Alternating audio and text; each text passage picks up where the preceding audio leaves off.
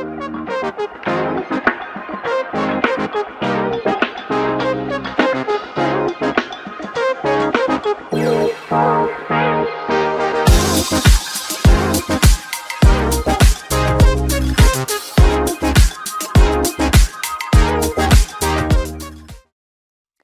there. Welcome to Life Between Coasts, the podcast where we dive into your personal journeys connected through synchronicity. So grab a coffee, light a candle, and let's begin. I'm your host, Leah, and we're glad you're here. Today, we're sitting down with John. Welcome, John. Hi, Leah. We're so happy that you've joined us today. So let's learn about you. Tell me, where do you come from? Well, thank you so much for having me on the show. Thank you. Yeah, I'm originally from Grand Rapids, Michigan. Okay. Been bopping around a lot in the last few years. My career before real estate was 10 years in engineering, from Ford to Rivian. And Rivian, it's a startup company. And They do a lot of cool stuff, and they moved me around a lot to the other coast, the West Coast initially. Okay. And then I prefer life between coasts myself. So I didn't last long there personally. And I found a job at their factory in Illinois, worked there for the last 3 years, and always wanted to move closer to home. So Michigan's always been home to me. It's a very important place. And Lansing actually ended up just being the spot because I had a good network in Detroit, a good network in Grand Rapids. I knew absolutely no one in Lansing, but it was affordable. So Affordable and in the middle. Exactly. So you could, either way, within an hour, you could get to either major city. I think I'm within an hour and a half of 90% of Michigan's population. So it's like, and just like this podcast, just down the street. Right. Exactly. Exactly. Everything in Michigan's 20 minutes, right? Yeah. So oh, you're just 20 minutes away. So that's how we look at it. So what, so what started you in engineering then? Oh man. So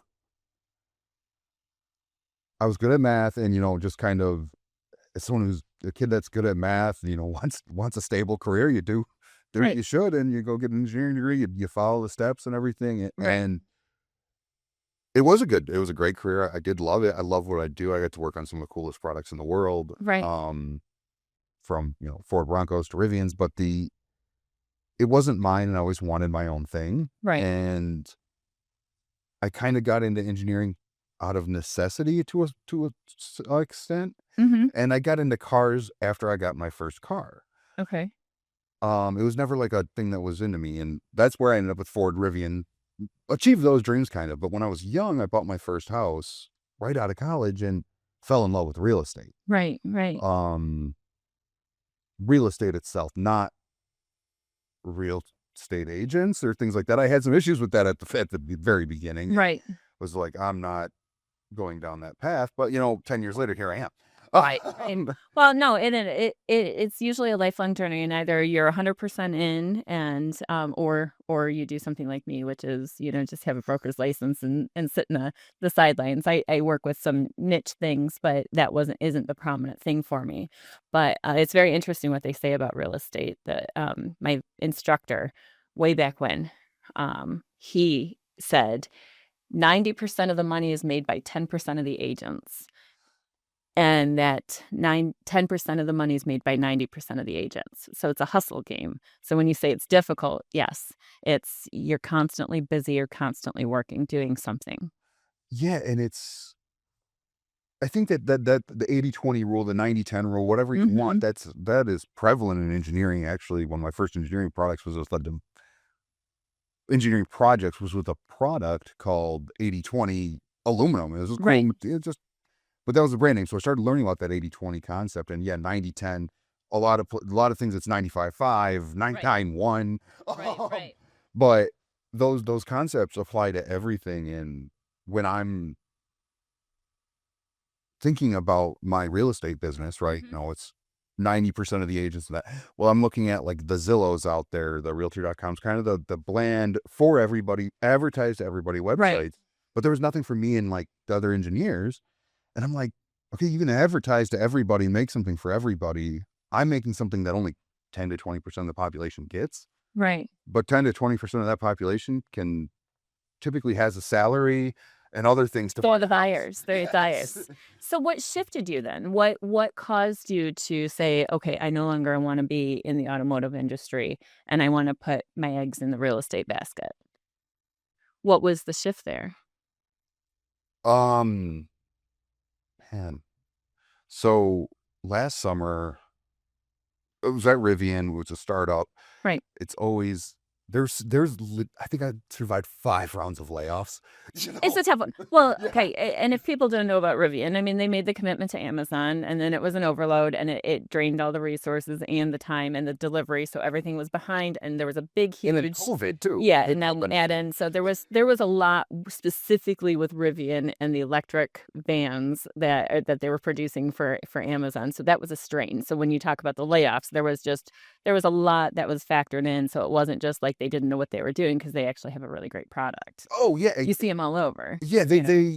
I learned so much from starting a startup just Right, watching them. Like obviously, um, well, I shouldn't say obviously, but like you watch how RJ was able to bring in investors and stuff, and right, like sure he was such a smart guy with I mean PhD or something from MIT, like way smarter right, than me, but like honestly, that was the secret sauce for the business. Wasn't the fact that he had an MIT degree, was the fact that he knew how to make money. So you knew how to bring in investors and make money. So you bring those lessons in and you grow fast and you make mistakes and you just right. fail fast. And I learned so much working with them. But after working in that culture of, I called it almost like survivor politics Okay. of like, you don't know when the next vote off the island is. You kind of know who's voting who off the island. Right.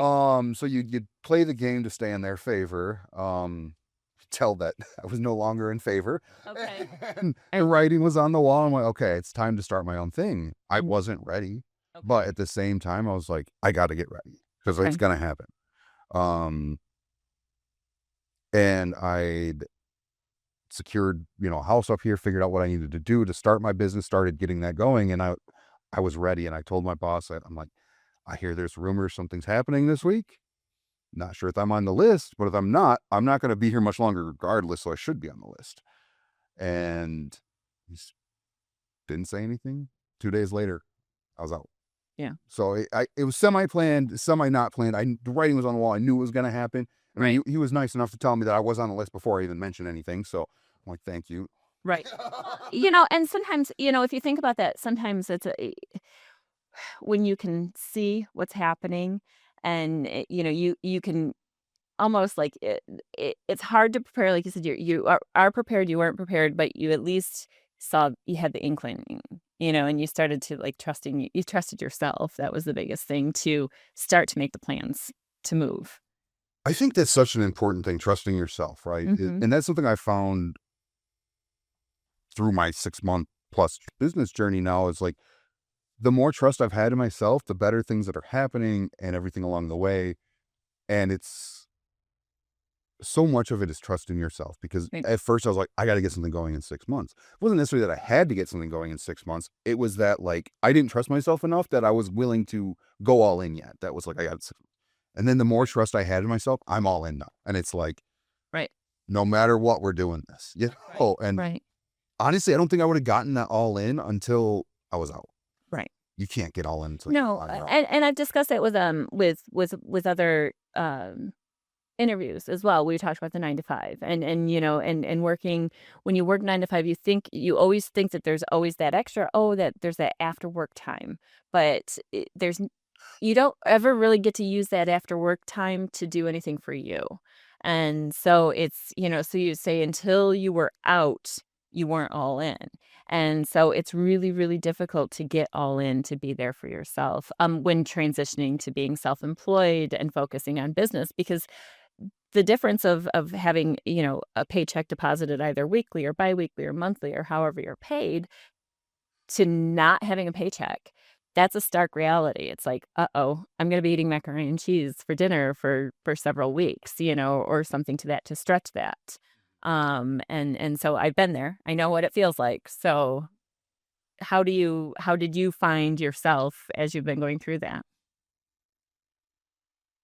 I, I I've been very fortunate. Rivian paid handsomely in stock, and I did have at least a good, solid, So you had a little nest egg to yes, be able nest to egg. to be able to allow you to coast a little bit. Yes, and I took a couple months off because it was a intense 5 years, Yeah. and Yeah. I'm like started figuring things out, but um, I think that's what's been most interesting is so much of money is psychological, right? Like Mhm. it's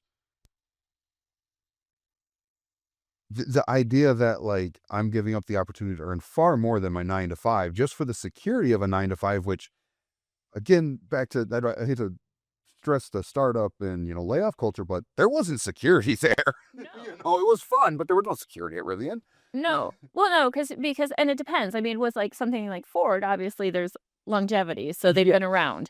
So, you expect to have longevity or security or, they have a solid foundation, but you're right, with a startup, if you think back to, like, the dot-com area before the bust, or the bust, there's a lot of things that happened when the internet first came out just the same, Yeah. So it's just like some of the startups go off to the races and make billions of dollars for or the people that start it. They can make, cash out with, several, let's say, 20 or $30 million each, and more power to them for being able to be in that position that they were privileged enough or blessed enough to be to get that. And it's a lot of hard work and everything that goes into it, but it's still scary just the same. But now do you find that it's even though you have that scary feeling, not really having because it's still thin ice when you're self-employed, even though you have a nest egg Yeah. or had a nest egg. Do you find the feeling different when you're working for somebody and they have control of your fate or your destiny at that point of like whether you have a job with them or not versus you having to go out and hustle that work? Do you find the feeling inside of you different, knowing that you have the control over your next paycheck? That yeah, it's Like, nobody can take it from you unless you decide to stop working. exactly. There's that independence that I think that's one of my three like major drivers in life is independence and self-reliance, really key. I can't think of the word right now, but self-reliance and independence are big things for me. So it does psychologically feel different, but Mhm, it is also much more volatile mhm. because mental health and everything aside, I think everybody's got much more varying belief in themselves, even on everybody on a day-to-day basis, right? Right. So even though, yes, I feel much more in control, I feel much less in control at times too. So it goes along with that. So as long as that Yes. confidence is high is good. But I would say while I have less confidence in an employer to pay me, Right. that's a much more stable line of like, At they're, least they're I have a probably going to pay me tomorrow. at least I have a yeah, at least, yeah. Now with your current business, so now are you in what capacity in real estate, are you? And now are you more did you go the agent route or you said engineer and development here, so let's talk about that. Yeah. So, I had a plan to do anything in real estate besides be an agent. Okay. Long story short, I ended up being an agent with EXP. Okay. Um, and really just getting into it has driven out so many other businesses. And when I got into the business early, I had no idea what referrals were, how that all worked. Right. And it's really funny because I had moved around a lot too. Mhm. And I'd moved around a lot with friends. And I'm like, they're starting to think just off the referrals. Like I got a friend that probably had other agents. He unknowingly made probably 10 to 15 grand for other agents Right. off of referrals. And I'm like, man, how do we get a piece, how do we get that? Well, I already know the engineers that are moving around a lot. Right. What do they want that they're not getting from other agents? Right. They want the math, they want the spreadsheets, they want somebody to talk to them like that. And I'm like, I don't need to open doors for that. I can just do a half-hour meeting and then be like, hey, this person will open doors for you. Right. So I provide the value there, and it's um, with the networking and other things, and giving the engineers the peace of mind to really discuss the topics that they don't always get a chance to discuss with agents. A lot of this is driven by my first agent, which I don't want to harp on, but he was so bad. But like one of the things he did was he laughed at me when I tried to send him a spreadsheet via email. Like he laughed at me on the phone like I was an idiot, and I'm like, But that's how your brain works. yeah, So that's the difference is because that's the one thing in real estate, you do have to be a chameleon of sorts. You have to mold to what client is in front of you. And some of them do like their spreadsheets and they want specific numbers and and others just want to see the pretty pictures. And that's okay. It doesn't matter because it's emotion that might sell the house Yes, to them. This is what it feels like to them inside, and but an engineer is going to want to know how much is it going to cost them, how much are the average bills, how much is the property taxes, what's the increase once they sell, and da da da da. And those are the numbers that they want. So I can understand. exactly. Mm-hmm. It's so it just became like this more of an ecosystem Yeah. than a real like a hey, you want to buy real estate with me? Right. Banging the So instead of yeah, walking and showing and doing this, you were networking.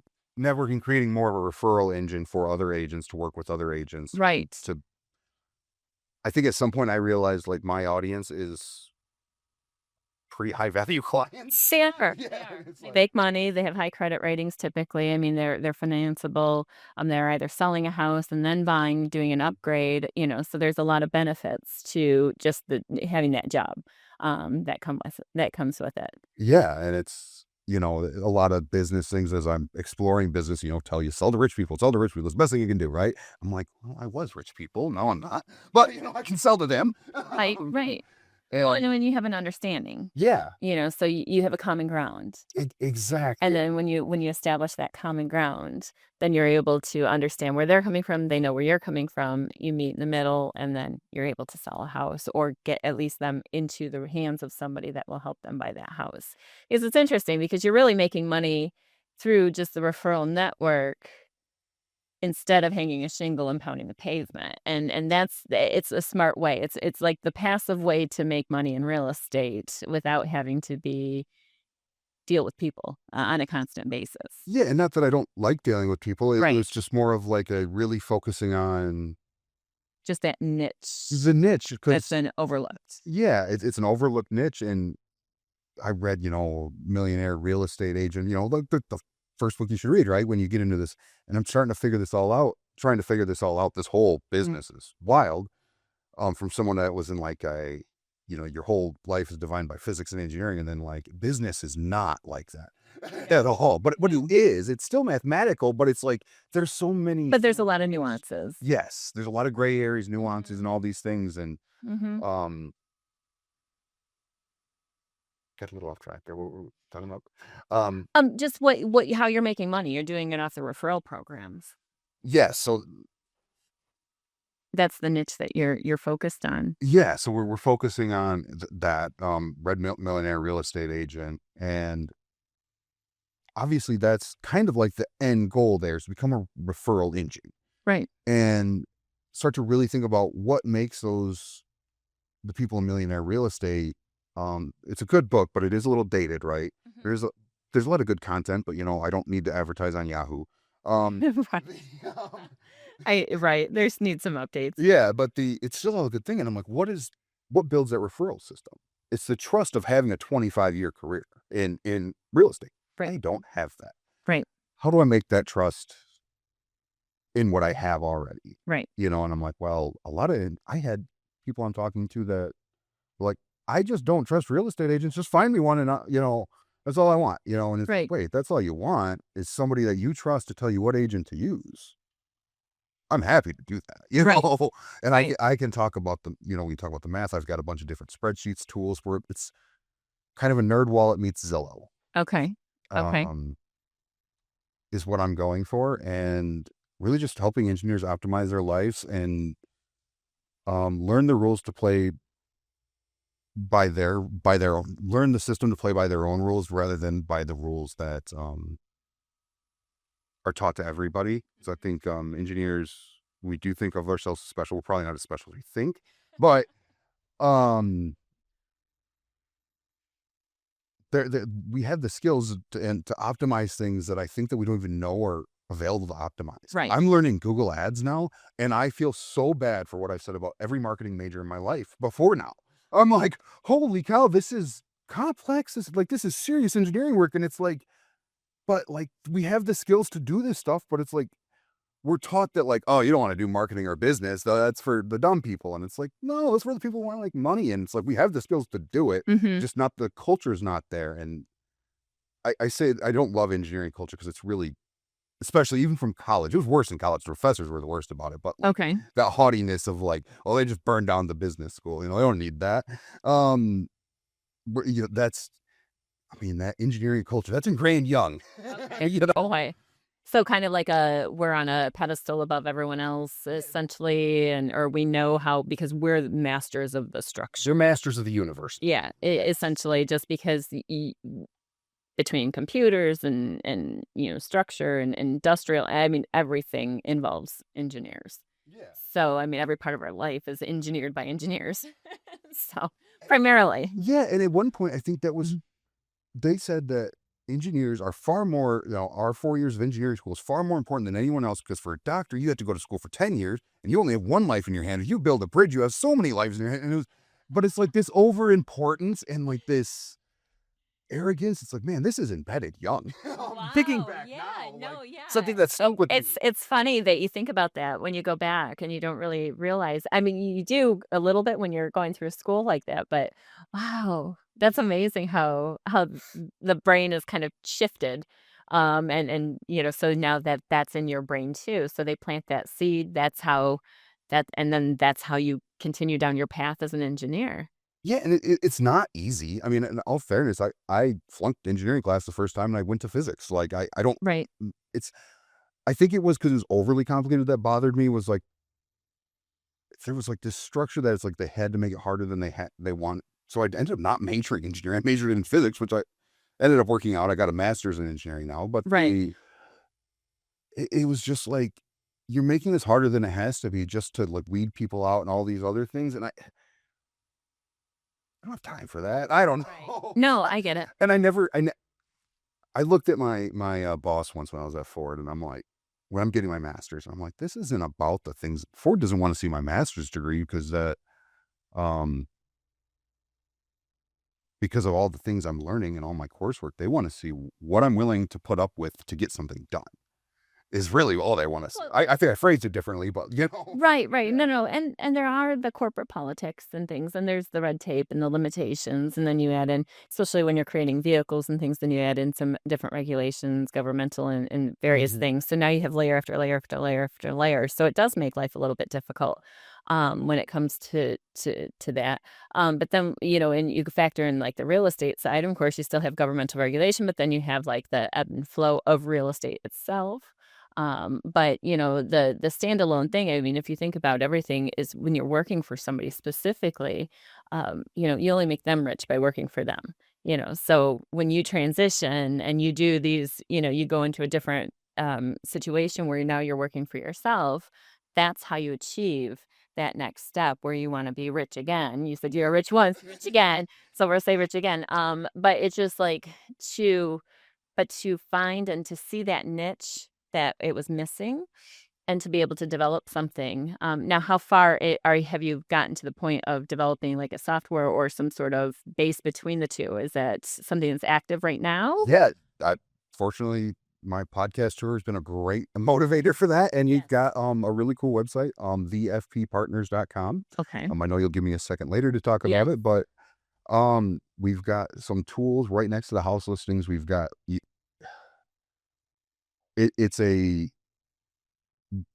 really nerdy Zillow, so it's got the listing, it's got Okay. pictures, images, some tools on the site, so you can keep track of your finances while you're looking at the house. You can actually track your commute.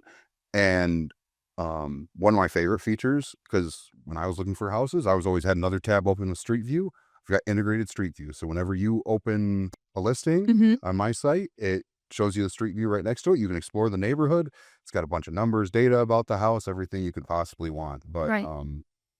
And so the platform's there. It's out there. so that's perfect. And so is it like a free service or a membership service or is there different levels that they're able to go to on things like that? So currently it is free and freemium. Okay. Which is freemium is, we've got a lot of cool stuff for free, but if you want to use some of the more advanced tools, especially like the Street View tools, because Street View, I mean, it's a fraction of a cent that it costs me to post that, but every time that changes, it is a fraction of a cent. I would Right. like your email. That's all I'm asking for. Yeah. Right, because it's a database for you then because that's where then you can build your networking and then start sending newsletters, and then you be the source or the person that they contact at that point. And that's the way to build a business. I Exactly. mean, just like in traditional real estate factors, you hang a shingle, basically same thing like a lawyer. You put a sign out front, and you can't just like then sit behind your desk and hope somebody's going to walk in the door. It doesn't work that way. So you have to get your name out there. You have to do things, and by showing that the tools are available to help them, especially not necessarily comprehend, but to help them organize the information, especially when they're looking for a home to purchase. And just be able to offer that information, then you're going to be their go-to source or key person, and then that allows you to make the referrals to to another agent, and then you get income. So it's a really smart way of doing it. Thank you. Yeah, I Yeah. think it is. It's just and it's something that's out of the box thinking, and that's where it needs to be, because there's not a lot of that. It's the Zillows and the realtors. I mean, they're all the same. Exactly. And I get it. I'll even admit that my state's not that different. There's only so many ways to show a house, Right, right? But I also think about the things that mattered to me, which were right, property lines, where the property lines were. right. And even the house we looked at right now, pictures, the house is hideous. I'm a handyman. I remodel houses. I do that stuff. I like having a crappy house that I can turn into something nice because then my wife gets to pick out the colors. I don't want a new house because then I'm gonna be repainting a brand new house that was just painted, and it's like, what's the point? Unless I build it myself and have it. Right, right, But right. she has a beautiful style, and I love that I get to, get a house on the discount, and then I buy things at the bottom end of the bell curve, and then wherever the market moves in a few years, I get to sell them at the top end of the bell curve. Right, Um, right. but so I think about how my decision-making process with the house buying goes, and I'm Yeah. like, everything's so pictures first to showcase, Zillow showcase, but I don't know if I should. But, it's like it's all about flash and It is. pizzazz and this, and I'm like, as a engineering making decisions, I'm normally like 2 pieces of information away from making a decision, but I got a salesman, telling me how great he is, and here's 10 pictures of this house, and I'm like, "Cool, what's the acreage?" That's all I needed to know, because like, I don't care if the house is hideous, like I said. Right. I bought my house now because of where the property was, and because even on Zillow, it was funny, it wasn't mapped right on the map. And even more funny, I talk about street view being so important. This house actually doesn't have street view. For some reason, this neighborhood wasn't mapped yet. Mhm. But I'm like, I looked deeper into the house, looked more and more at the records. Okay, this is hideous. We're going to have to fix everything. And, but it's a half acre. I've got 2 young boys, and it backs up to 100 acres of woods. Like, I don't care what the house looks like. Yeah, I'm in, you know? yeah. We'll So figure it out. I want to give engineers and the people that are like 2 pieces of information, and not just engineers, any person that's 2 pieces of information away from buying a house, that information so they can buy the house with confidence, not feel like they were pressured. And honestly, they're just then from the real estate side, the real estate agent side, they're much easier to close when they're like, "Oh, I got my information. I'm ready to go." Right, I'm such an easy sale when I have my information. Until I have my information, though, you're not going to sell me. right. You know? No, and I yeah, I totally get that because I mean, I've worked with clients over the years, where they're quick decision makers, and some that, I've worked with for multiple years because we just didn't find the right house. And I, you know, personally say, look, I'm not living in your house. This is one of the biggest purchases you're ever going to have in your life. So please take all the time that you want to make sure that this is the right house for you, because I'd hate for you to, buy it and then 30 days later want to sell it because it was the wrong house for you or whatever it might be. But it's very interesting because the you're right. When you reach out to contact somebody, there is a sales pitch because they're trying to sell themselves because, real estate's commission, so they're trying to sell themselves to become your agent just the same. And when you're dealing with certain people, they don't really care about who they're necessarily dealing with as long as they are competent and can get the job done. And when I say competent, that just means responsive, not somebody that's just going to email and text, somebody that's going to pick up the phone, answer a question, and just get it done in 30 days or less and be done. They want quick, they want, done fast, they don't really have a whole lot of wants and needs in the middle, the fluffy stuff, right? Yeah, and honestly, I think a lot of realtors in some senses overcomplicate engineers because Mhm. they think that they need to have the answers for the engineers. a lot of the times they just need to listen. Mhm. And even if they get confused, just shut up and keep listening. Yeah. Let them talk themselves out. I mean, Yeah. I've worked with a lot of smarter engineers than me. It seems to almost correlate with IQ and how much they want to talk. Right. But they've went way over my head, and I still keep listening in for the next 10 minutes. Right. Not because I have anything to answer for them, but because I just want to be heard. Yes, absolutely, and I think that's anybody, not doesn't Oh yeah, it's just like but but yeah. That's it's just yeah. it's the act of listening is something that's not present in life as often as it should be, because, just even us having a conversation here, it's like we're talking to each other. We're not, like, playing with our phones. We're not having outside distractions, we're having a conversation, and this is where it's supposed to be, and I think that that's lost when we're dealing with people, clients, or networking or trying to get to people and to be able to present the product to them. So that's it's good that you're marrying Mm. the different pieces.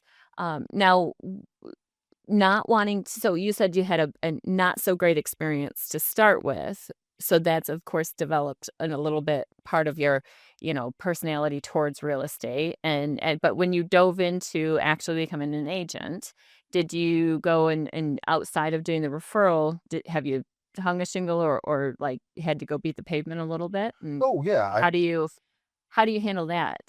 Knowing what you're capable of on the other side. How's that? Well, I can do both sides. I've Yeah. door knocked. I I really didn't mind door to door sales. I really love interpersonal communication. I hate cold calls. I don't mind warm calls. I'll Yeah. do warm calls all day. Right. Cold calls though, I'm not. But there's like there's certain types of communication that I love, and this type is number one. So door Yeah. to door actually doesn't even bother me. It does help that I'm a big guy, so when I knock on the door, people are typically a little nicer than maybe to other people. Yeah. But um, the I'm willing to do the other side, and I've done the other side a little bit. I've got a buyer right now in Grand Rapids and a couple others, and I think just like I said, where I found my value was the most value is there, and it's finding clients is I'm still got the runway where I'm more focused on finding clients in an exponential manner Uh-huh. because what I focusing on for business really is I found myself can only do so much. I was a manager, had a lot of different teams in engineering career, and the bigger you can build things and have the more interactions and the more compounding of ideas with, Mhm. um, I'm just focusing on that because it compounds so much faster than I think that if you have the right attitude, anybody can go pound the pavement and make a great living in real estate. Like I said, it's almost all an attitude thing, and I'm not knocking it at all. Um, but for my goals for this year, it was like I needed to scale faster than what I could do with door knocking and stuff. Right. And I also was finding too with some of the traditional marketing tactics that they actually turned off Mhm. my target clientele. Like I said, I don't care if 90% of the country doesn't want me. I got my 10%, these are mine. Yes. And I'm like, I can't do anything to offend, like Right. these are my people. Right. And so it's like, I found that some of those things were off putting at times. So it's like really how you approach somebody is extremely important. Right. Mhm. And I know a lot of engineers that would buy a house within 6 text messages without an issue, but they got somebody that wants to talk to them for a half hour first. Yeah. They don't necessarily need that. You need a I do understand, and I think that any person should be willing to actually talk to a realtor on the phone because we get a lot of scams. Oh, There so are. please do talk to please, all my engineers understand Ye they wanna talk to you on the phone, not because of that, but because just because yeah, yeah. you wanna make sure they're a live person. Yes. That's number 1, and No, that they are. they're local and that they actually have that listing or are capable of showing that listing because there are some falsehoods out there, unfortunately. There is the darker side of the internet, that Yeah. works against us. Yeah, it's, But it's now when you made that shift, now mind so you're married, you have 2 sons, so I love the woods, that's great. I just you'd be outside, play. get dirty, break a leg, Oh, not that, no, knock on wood, no breaking of anything. we are very much that way. We had twin 2.5-year-old boys. One Okay. is missing half a tooth. The other one is missing a full tooth. They are very rough and tumble. Okay. Like, Okay. That's good. That's fun. don't want them to break a leg, but I Don't wouldn't be break a leg, shocked. but it is a fun thing. It is a fun thing. Yes. But now is your wife a stay-at-home mom? Does she work full time or She's a stay-at-home mom who, obviously great? works harder than Yes. yeah. No, fabulous. I have nothing, nothing but praise for being able to having the ability to stay at home and raise the kids.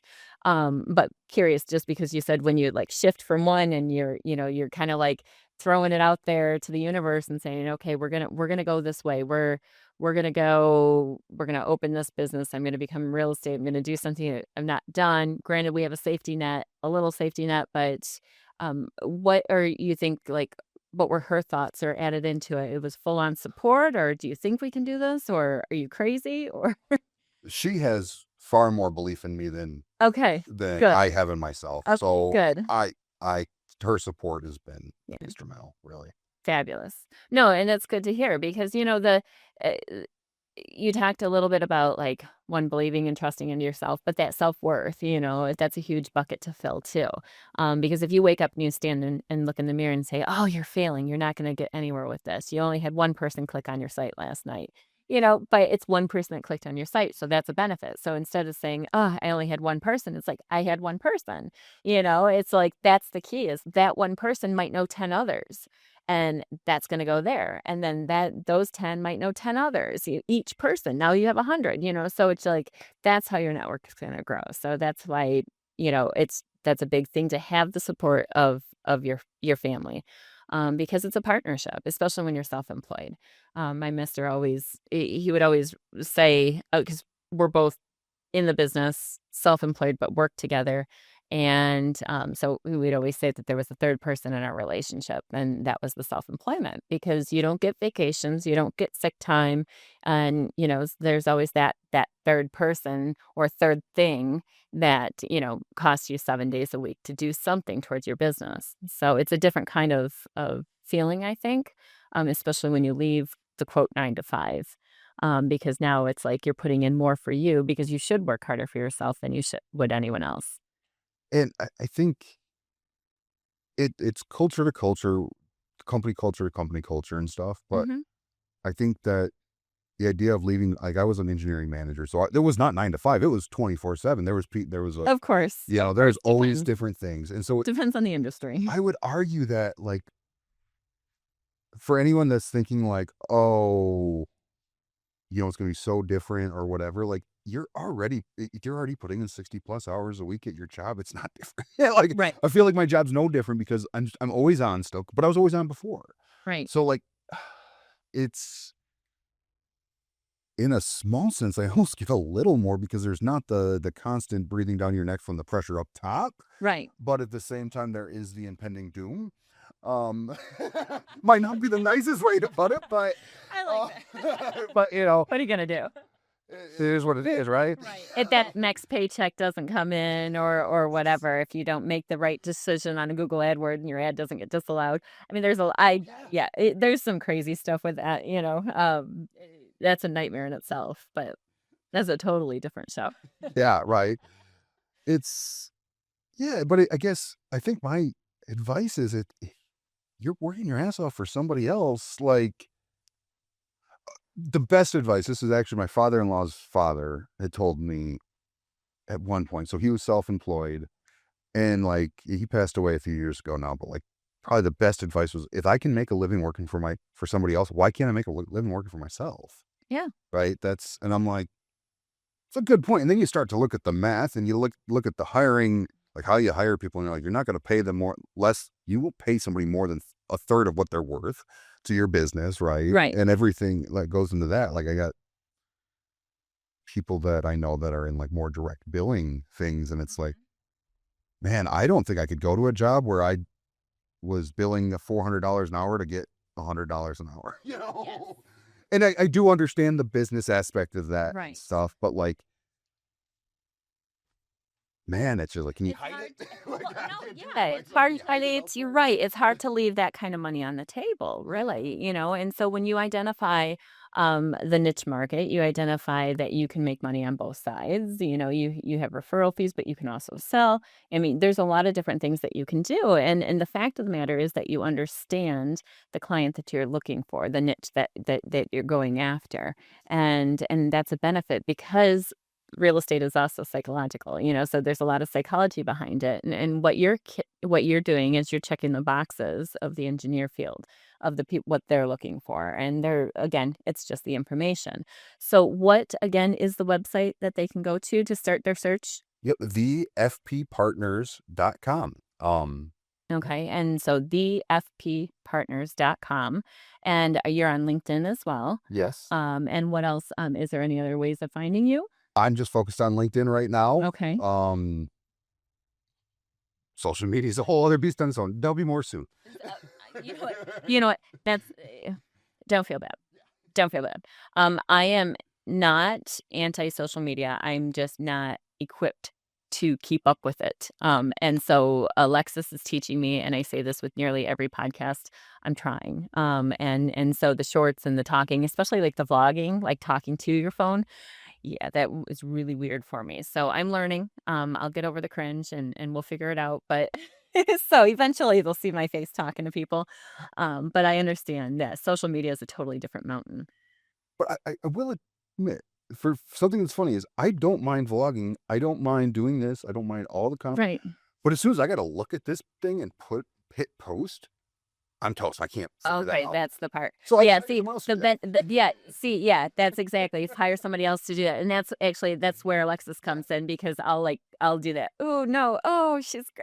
she's horrible, she's cringing. She's like, just post it, and so she takes over with all of that, just to make sure it gets out there because I would pick apart every little detail. Oh, look at the way I look, or look at this, or look at that, or oh, I said the wrong thing, or I said it, or look at how I slipped up on that word and how my pronunciation was or something like that, or you look like a dork or something like, all of those things that we beat ourselves up for. But we're always, but we overcome those, and thankfully that we do. Now, what's next? So just, what's next for you? What do you hope to do? Where do you want to take this? Well, we're building an ecosystem for everything on homeownership, right? So what's next is really applying engineering principles to things such as finance, financing your homes, refinancing your homes. That's an instant next step. Working Right, with lenders to give engineers choices. right. It's almost in my head. It's turning into NerdWallet means Consumer Reports meets Angie's List meets Zillow, right? It's this whole ecosystem of You're not creating anything, you're improving upon something, and instead of sending somebody to 6 different websites to get all of the information, you're putting it under one umbrella, and they get fed one thing, they go to one site, which is the EFPpartners.com. Thank you, Yes. and then they get to go to that one site, they get all of their information on the listing, including that street view, Yeah. and, and it helps because it helps them to process, then they know that you're the go-to because you understand how they're processing that information. So it's important. So I look forward to it. I'm personally I'm going to go on there and I'm going to recommend it, and hopefully we can get some engineers to buy some houses. That would be a good thing. I love it. No, it's a cool thing, and it's I'm hoping to really revolutionize how everybody looks at Yeah. their life and Well, actually, it's details that not just engineers need, yeah, because a lot of like, a big thing that I always tell clients, especially with like uncapping taxable value and the taxes going up in that first year, I always try to anticipate what their taxes are going to go to. And you can go to the state website and you can dig down to the neighborhoods and things like that in cities and where you're at in the school district. And you can break down what the taxable value is, how many mills you have, and what it's going to go up to. But, there's a lot of realtors that don't tell their clients that their taxes are going to go up by $2,000 a year or $5,000 a year, depending on if grandma owned the house versus somebody that bought it 5 years ago. So there's a big difference there. And so just having that information or having that ability, if Mhm. you don't already put it on your site, that would be something good to add. Oh, absolutely. And I Yep. would So just the hear anticipation of what your taxes would go to. yes, we're building a calculator for just that right Yeah. now. It's this insanely big Excel sheet. Yeah. Oh, absolutely. You know, Absolutely. that's just for the state of Michigan. Right. But yeah, that's 100%. That's so funny because not just realtors don't tell you that. Even worse, lenders don't figure that out with your escrow, and then it goes up $800 next year. Yes. Ask me how I know. Oh, Well, yeah. because you're surprised that following year when you get that escrow is out of whack, kind of letter, and you can either bring us $5,000 to bring it up to par, just Yeah. increase your payment by 800 or refi. Those are basically your choice and it's just like, no, we should be having that information up front so we understand where we're going and know that, hey, when you get that bonus from Ford in December, January, you should hold on to it because by May you're going to send it to your bank. Yeah, exactly. It's One of those things. the rules are complicated, but the math is simple. Yes.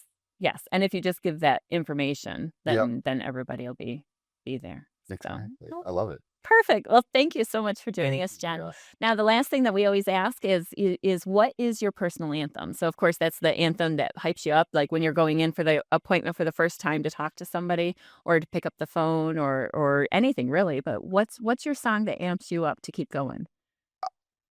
Probably more amping me up, like, just the day-to-day is kind of My Way by Frank Sinatra, just because there's, like, Yes. who else has done this, right? I'm doing it my way. I like that. You know what? I really, really like that because it is. It's my way. It's your way. It's my way. It's what's right for you. Yeah. When people say, I've said it before. Teenage years, I just want to be normal. Well, what's normal? My normal is different from your normal. So you're right to Wish I live your could talk life. back to 14-year-old me and be like, "Who gives?" I know. Sorry. No, you're fine. But, Oh, like, you're fine. yeah, You're but fine. seriously, like, all these, like, you look at younger myself, younger yourself, 18-year-old me thinking that I was gonna be in front of cameras and a microphone? Yeah. No. But now you know, well, It's look, fun. hey, you are in front of this, and I never thought I would be in this position myself either. So, but I'm again very very thankful that you've decided to join us and drive down from the Lansing area, and make that commitment to us. Just as we're hoping that you can grow your business as well, because it's very very exciting.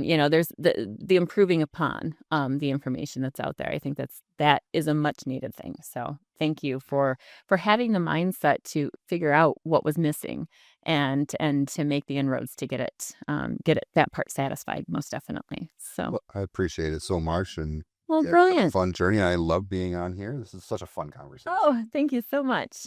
And thank you again also for joining us on this week's episode of Life Between Coasts. Please remember to like, share, and subscribe to grow our community of listeners. We'd like to thank John again for joining us this week, and we hope you have a great week. And until then, bye bye.